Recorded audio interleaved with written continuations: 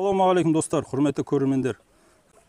Құлпынай егеміз деп жатқан жеріміздің суын тексеріп жатырмыз. Және де сол құлпынай егетін жердің топырағының әшшілігін тексеріп жатырмыз. Оны неге тексеріп жатыр десеңіздер, ол жерде құлпынай егуге болады ма, болмайды ма, соны тексеріп жатырмыз. Міне өздеріңіз көріп тұрғандай, жердің тұздылығы, егер осы жерде цифра, 4 цифра болып кетіп, алдына 1 болып, солай болса, ол кезде ол жерге егу қиындау болады. Әшшілігі көбірек болады.